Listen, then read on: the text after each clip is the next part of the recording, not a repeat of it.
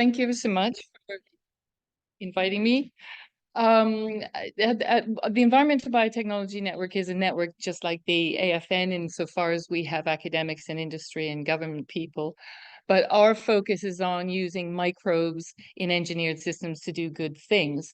So in that case, that would concern things like bioremediation of soils and watercourses, as well as sewage treatment, and of course, anaerobic digestion, which I'm talking about today. But I am kind of multi-hatted because I've got a couple of reports that, I'll be referring to things like our Farm of the Future report, which we did for the Royal Agricultural Society.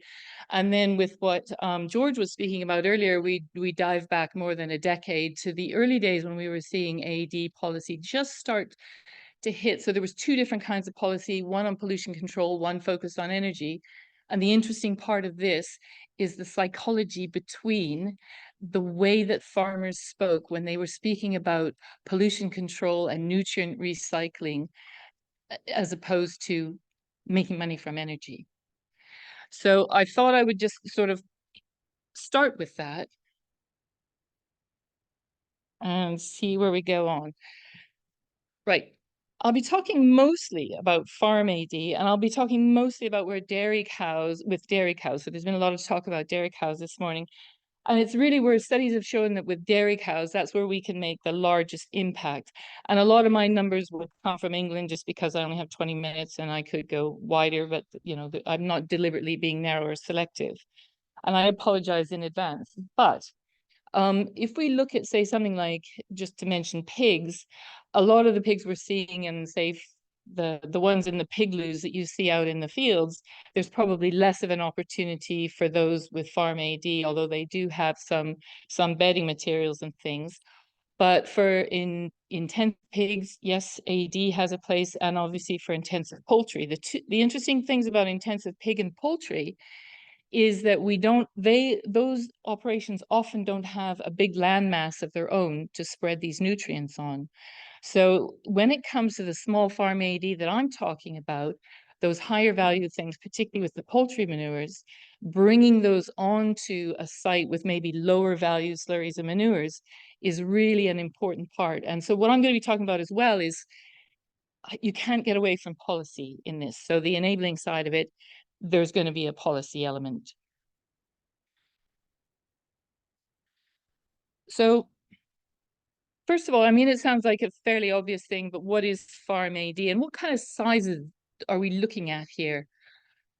I kind of look for and again, it's arbitrary, it's going to be slurry centric, but the micro AD side might be between, say, 0 and 100 cubic meters. I've run a little digester that's under a cubic meter for more than a decade in my garden now in an urban area.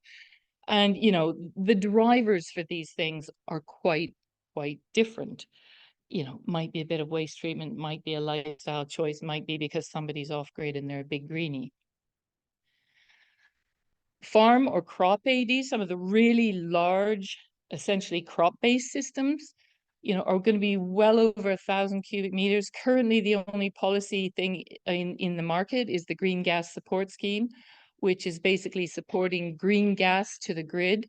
It's a great scheme as far as it goes, and these big digesters do have a place. But if we take a look at the numbers, the National Non-Food Crop, the NNFCC are saying that we've got about 60% of food waste currently going into AD. And I think sewage sludge going into AD is now probably into the 90s in this country, 90-odd%.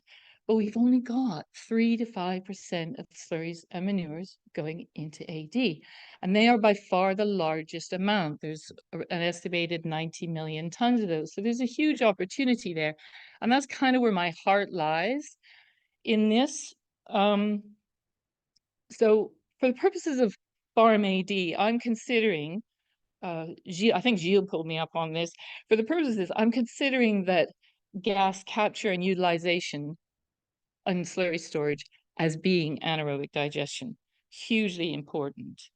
And I think that at this part of the AD, of farm AD, it should be considered as a standard piece of farm equipment and not a major industrial diversification operation. The drivers are quite different.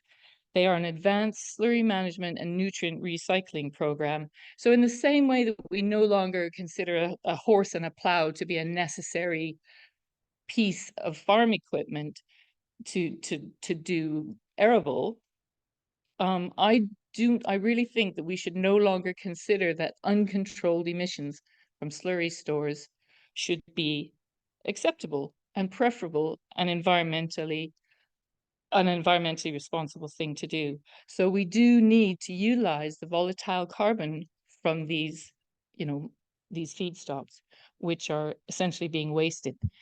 Now, as I speak, we've got sort of the reason why dairy cows are such fun is because it's like one livestock unit. So it makes, you can't directly translate to pigs or poultry, but the rule of thumb is, say, 1,000 full-size dairy cows would require 1,000 cubic meters of digester space. And that roughly translates, knock a zero off, and that roughly translates to 100 kilowatts electric. And if you upgrade to biomethane and put it to transport, the numbers are much greater. It looks much more impressive. And I'm sure Chris will maybe talk a little bit about that, if they're upgraded and used as vehicle fuel or even into a combined heat and power plant to create electricity and heat. And remember, at this size as well, the overall efficiency, even through CHP, can be improved because you're able to use the electricity as well as more of the heat potentially on these dairy farms. And if we look at where we ought to maybe pitch ourselves on this, just on the dairy side alone, I think of Scotland, if we look at herd sizes of 250 animals and above, that's 50% of Scotland's cows, 48% of Wales's cows, 47% of England's cows, and about 20% of Ireland's cows, that they're in herds of 250 and above. So if you were looking at this from where do I go first to try and sort out this problem, those would be the sort of things I look at. And if you look at cows in herds of 500 and above, so the 50 kilowatt equivalent or 100 or 500 cubic meters, that's 2% of the total dairy holdings, and that's 358 holdings. So a focus on something like that could make a huge difference. And it's very doable to make that kind of big impact. We've got more than 700 digesters in the country at the moment. The ambitions over the years have been for many, many more than that.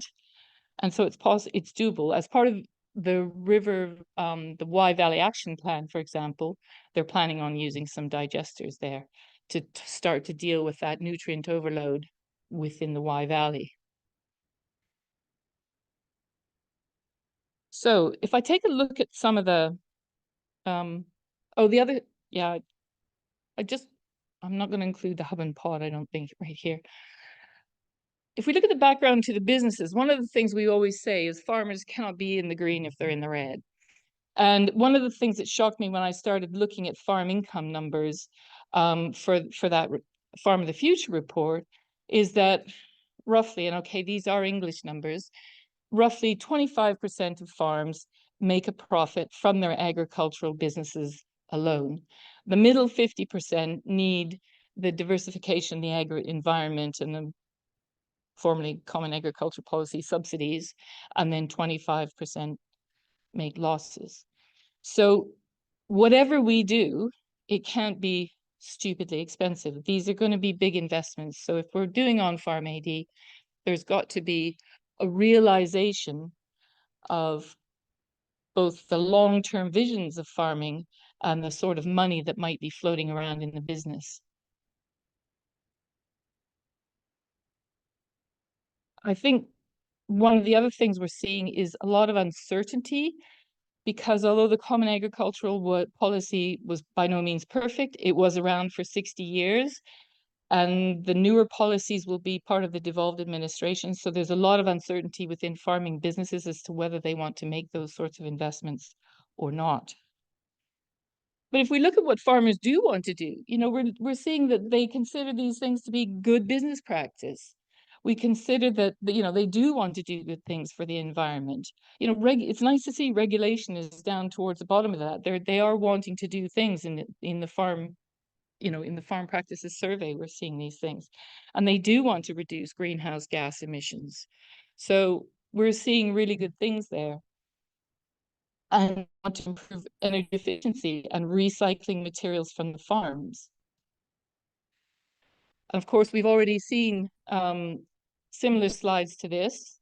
And if that manure management thing changes, as has been indicated this morning, that would be a real game changer for some of the things that we're looking at the moment. And there is good news.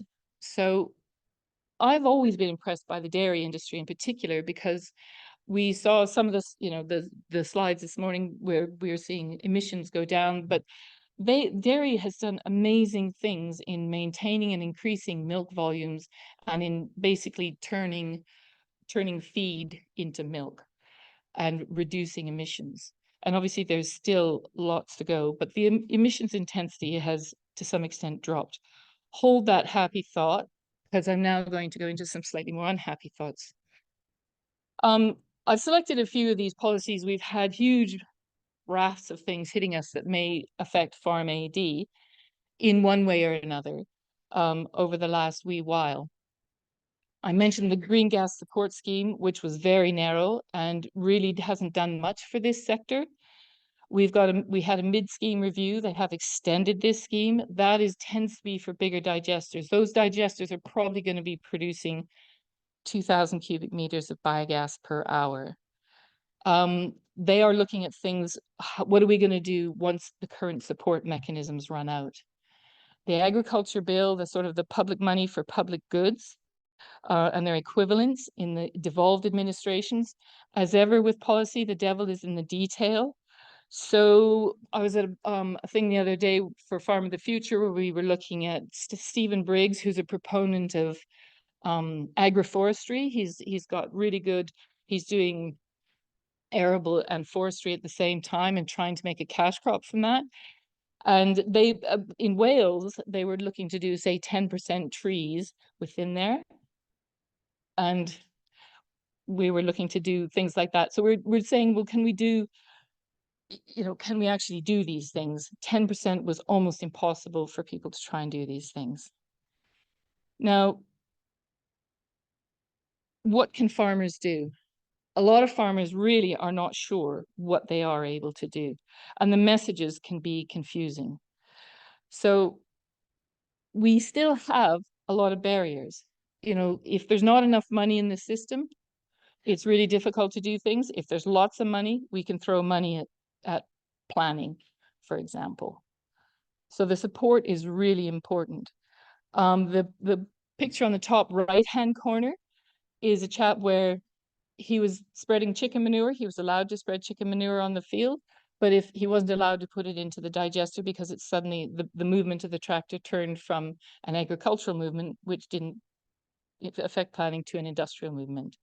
So there's some things like that. And if we're in a climate crisis, we do need to be able to fast track these environmentally responsible schemes. Permitting is something where they operate on exemptions which are free, which is a good thing, and they operate on standard rules and bespoke. Standard rules are about £20,000 if you to apply for with consultancy. As a cost, they're about £1,200. So, but if you have standard rules for your covered stores, and the EA raised the things by 3%, how are you going to get 3% more energy from your cows? So there's huge implications of you're making a cost more difficult for people to move away from the status quo. One more little picture at the bottom there, Glenfield's Organics. He was able to sell his compost from his things without meeting end of waste 35 years ago. He would no longer be able to do that. So there is no low risk position for us to do peat replacement using such products. And of course, the technology has we've lost, or we haven't got systems for using, say, we've lost atmospheric gas boilers for biogas. Rayburn's and August no longer use biogas like they used to do in the old days. Just stuck that in there very quickly for reference. we could do end of waste as a low risk matrix. This is something that's kind of disappeared in the policy things, but we did have a very good piece of thing for animal health. And I think we could probably do that with digestate to see those farm digestates make money for these sorts of farms. So we're seeing some great things come through as potential enablers. And I said new technologies because covered slurry stores aren't new, but doing some of the things here are new. With gas recovery and upgrading. We've got things like auto-degrading digesters, like the free energy one at the bottom, simple slurry solutions where it's just a very simple digester tank, like bioelectric, for example, bioelectric chemical systems, which are using advanced sort of AD for companies like Waze, for low solids and digestates, or modular systems like the Cube system and like Biofactory, which we're going to hear about.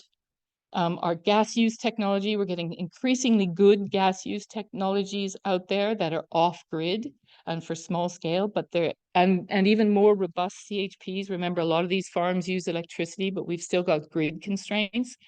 So there's lots of good tools out there, but at the moment, there's no policy push to do that. There's some innovative funding models. We're seeing European dairy processors offering 50K to build digesters. And so what we're, to reduce their scope 3 emissions. So they're doing a bit of insetting. And so I think that those things are really good because it's starting to recognize those intangible benefits that are hard to monetize from those AD systems. Having some tax benefits for doing those sorts of things would be hugely important. And that's one of the things that people are calling for is to be able to have enhanced tax allowances to allow us to do these things. So it's how we value those intangibles. And George mentioned something about too narrow focus. I think I'm seeing too much narrow focus on just carbon, carbon, carbon. When it's farming, we have to look at this wider view, and AD is part of that wider view. So what does policy need to do? I think we do need to say this is a resource that is being underutilized.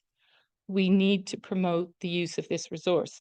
And even in the green gas support scheme where they were putting in 50% wastes, these low value wastes do not go there. They don't, slurries and manures don't travel well.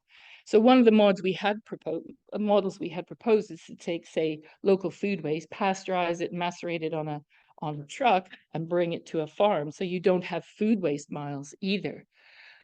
Where do energy crops fit in? How do we balance all of those sorts of things?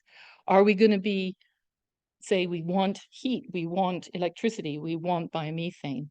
I think it's horses for courses for these businesses. Some of them have huge electricity needs, some of them have heat needs, some of them can export biomethane or use it on site.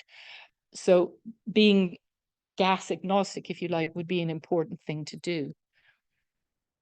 And I think and the green gas support scheme was great because it actually didn't lump AD in with other renewables. So the feed-in tariff scheme lumped us in with other renewables.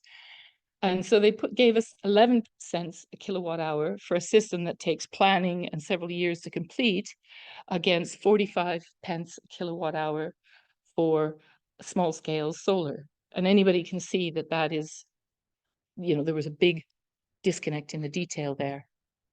And of course, we need to retain our current assets who are coming to the end of their initial support. And even in policy teams, we see different things. All CO2 must be sequestered. It must be stuck under the ground. Oh, no, we need to have just hydrogen. We're going to convert biomethane to hydrogen. So there's all those sorts of different policy pulls that give us a few interesting challenges. So my subjective conclusions are we have had some good support mechanisms, both market-based and direct support, and they've decreased the deployment of AD, but we really haven't focused very well on those lower gas producing slurries and manures. For example, a crop digester, in the normal course of its lifespan, those materials would not be producing greenhouse gases. But you put them in a digester and those digestate stores, and that will be. the sluices and sewers are, and therefore I reckon they need to be treated. And I think the policy does need to focus. These are different horses and different courses. So those big industrial diversification ones are different from our small farm ones.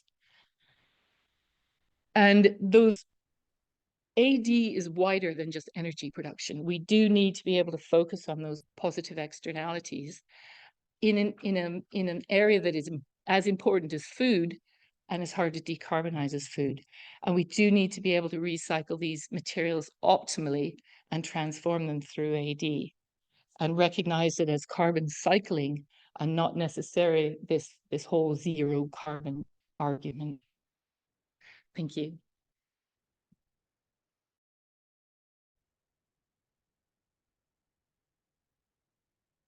Thanks, Angela. So do we have questions from the audience for Angela? George. Thank you for a really fascinating move through the small bar AD. There was the key question really is thinking about small bar type of technology. What if you were to have a CFD just in general small bar, have you got any sense of what strike price you need to have CFD? And then separately on the transport side, under the RTFO, the renewable transport fuel information, we've got a sense that that would be an appropriate tool. I'm not just to repeat the question Oh, for the sorry, online people, sorry. So the question was, if you were to use a CFD contract for difference for small on-farm ID, what would the strike price need to be? And also for RTFCs, does Angela think she knows a appropriate price or beneficial price? Yes, it is a tough one. When we looked at when you started to look at good deployment on say the 250 scale of 250 kilowatt or equivalent scale of AD, we saw about 14 pence a kilowatt hour was a good 15 pence a kilowatt hour. Now we've seen prices go up 30 to 40% since then, so probably 20-ish. But I think a lot of when we start to look to Europe, some of the schemes that they've got there, where you're actually looking across the water and saying that's the sort of price at which deployment is happening. At CFD, it's in some cases it's a misnomer, because really what you need is a floor price so that there's some investment confidence, and that has been the problem with the RTFO, is that we haven't had that floor price. I think you start seeing, and the other sort of skewing factor on the RTFO is that they've tended to be larger systems that are going for that because of the biomethane element of it. So it's really hard to say at the smaller side, but you can see when the RTFO dips below, we've got the data where people are not going into it. So where we saw the prices go up quite a lot recently, and then they had to raise the ceiling to more than 50 pence, I think. We were starting to see deployment over on the RTFO side, and that's really important. On these smaller sides, probably slightly higher. And again, I would give premiums for the smaller ones if the policy aim is to include those things which are lower. Vicky, I can see one question over there. Was the first one I saw. Thank you. I'm interested. 10 years ago, I was in the States and just like the John Brown and Bywater and Fugitive, looking at stringing small scale AV units together and scaling up. And was working with local retailers who had macerators that took plastic packaging or food waste and put it in there. I thought it was amazing at the time, and it just strikes me it was actually 12 years ago. And I know. Seeing anything come about, we see in California there's they're actually selling gas and so on. But we see really interesting things happening, but they don't ever seem to manifest in commercial proposition or scale up. I just wonder if you have any comments or thoughts on how we can actually make that change and make it happen. Okay, so just to summarise, the question was really you know, the questionnaire had seen small scale AD happening in the US in different examples, so in dairy farms in Cornwall, California. But what really needs to happen to make that scale up? We originally saw, probably in the late 90s, there was a policy. I have a great slide where in the late 90s, there was a policy where they used, people could have a slurry store, or they could have anaerobic digestion, or they could have a weeping wall. Well, weeping walls ended up being outlawed. And we saw a growth in the industry. And indeed, we saw, even through the FITs and the RHI, we saw a growth in the industry. Where you get the stop-start from a supplier point of view, you need that long term. You need, because you're building a business, you're developing technology. This is not easy. So if you have something like the GGSS, the Green Gas Support Scheme, which was 3 years initially, it's hardly enough time to do anything. So you need the end vision, and you need those stepping stones. Now, what we did, so my UK graph went like this: 90s, 2000s. Then we get to the 2000s, we get the FIT, the renewable obligation, and the FIT, and we see things go up. We see Germany put in a long-term policy, and okay, arguably you could argue about their policy, but it was a long-term policy, and you could see that happening, and the UK going forward. So until we sort of did a little bit of this with the, and that is absolutely essential. You know, you want the vision. We know we've got to reduce that carbon. You have to have those steps, and it's really difficult politically because it's a great political football. Okay. I can see a couple of questions in the room, but I really need to take one online if there is one. Jez?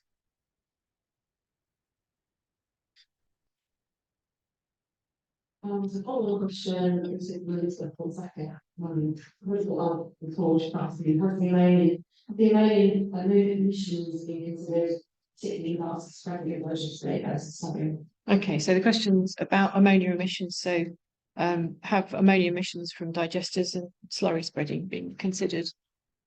Yeah, I sometimes look at the status quo on these things, and when I looked at the clean air strategy and I looked at some of the numbers behind it, there were some really big disconnects.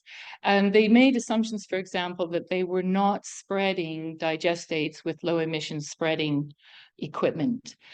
And yet in all these years, I almost don't know anybody who doesn't. And of course, now it's mandated, but anybody I know who spreads digestate uses low emissions spreading equipment and does try and minimize those ammonia losses because it's money losses. Thank you. Thank you. I can see there are still questions on the room, but we really need to move into a break now. So we'll say thank you very much to Angela